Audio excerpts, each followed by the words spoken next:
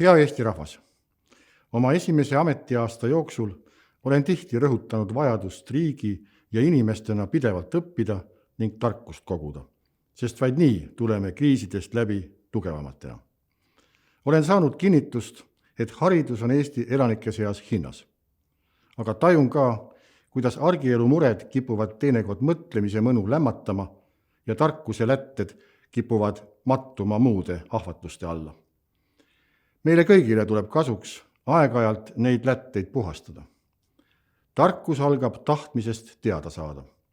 Seepärast teen ettepaneku tähistada sel aastal 17. novembrit uudishimu päevana. See on päev, mil igaüks meist võiks võtta aega, et õppida midagi enda jaoks uut. Otsiks üles mõne põneva raamatu või videoloengu. Külastaks kodukandi raamatukogu või muuseumi. Miks mitte võtta ühendust mõne asjatundjaga, püüdmaks saada vastust mõnele ammu vaevanud küsimusele. Või korraldage ise mõni üritus või kursus, et aidata ekspertidel oma teadmise teiste uudishimulikega jagada. Võimalusi on palju. Peaasi, et väärtustame sel päeval teadmisi, teada tahtmise soovi ja silmaringi laiendamist. Uudishimu ei sõltu sellest, kas olete noor või vana, ei sõltu ametist, elukohast ega sissetulekust.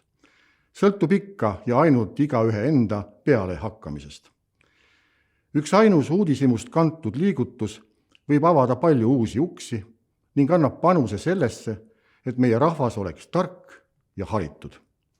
Loodan, et liitute 17. novembril uudishimu päevaga ja leiate just selle tegevuse, mis sütitab teist teada tahtmise leegi.